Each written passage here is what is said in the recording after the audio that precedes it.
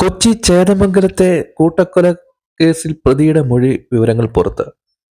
പരിക്കേറ്റ ജിതിൻ ബോസിനെ മാത്രം ആക്രമിക്കാനായിരുന്നു തന്റെ ഉദ്ദേശമെന്നാണ് പ്രതി ഋതുജയന്റെ മൊഴി.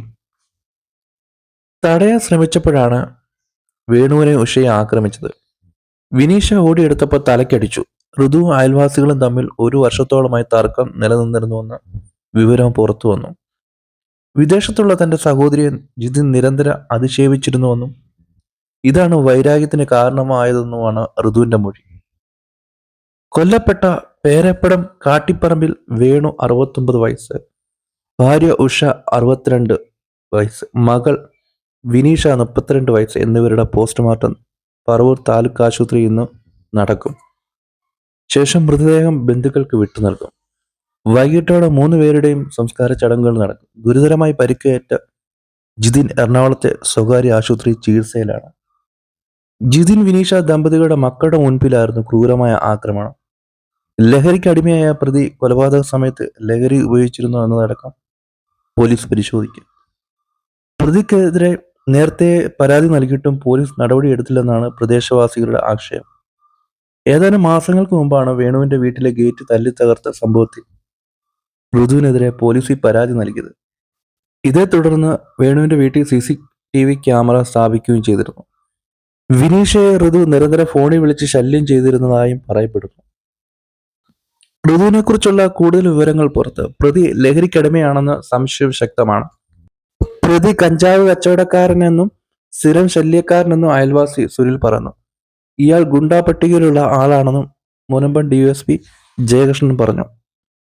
സ്ത്രീയെ ശല്യപ്പെടുത്തിയതടക്കം 3 കേസുകളിൽ പ്രതിയാണ്. ബാംഗ്ലൂരിൽ ജോലി ചെയ്തിരുന്ന പ്രതി 2 ദിവസം മുമ്പാണ് നാട്ടിലെത്തിയതെന്ന് SP പറഞ്ഞു. കാട്ടിപ്പറമ്പിൽ വേണു, ഭാര്യ ഉഷ, മകൾ വിനീഷ എന്നിവരാണ് കൊല്ലപ്പെട്ടത്.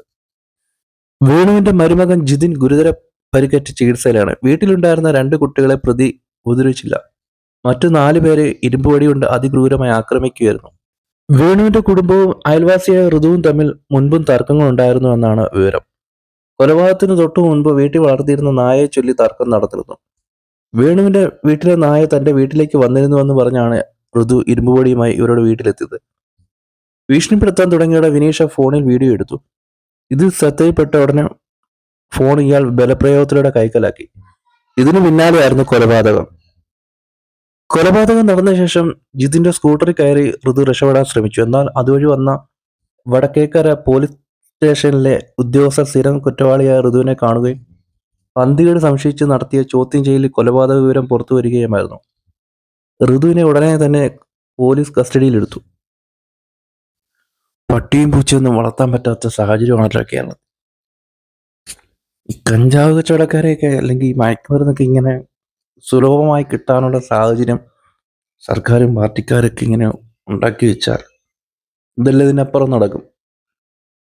ഇവിടെയൊക്കെ നമ്മുടെയൊക്കെ ഉണ്ടാക്കിയത്തൊക്കെ പാർട്ടിക്കാർ തന്നെ ഇടപെട്ട് ഇങ്ങനെയുള്ള കച്ചവടക്കാരെയൊക്കെ തടയുകയും പിടിക്കുകയും അടി കൊടുക്കുകയൊക്കെ ചെയ്യാറുണ്ട്.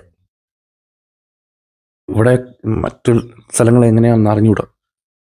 എന്തായാലും ഭയങ്കര മോശമായ കാര്യമാണ് നടന്നത്. ഇരുമ്പ് പൊടി കൊണ്ട് തലക്കടിച്ചൊക്കെ കൊല്ലുക എന്ന് പറഞ്ഞാൽ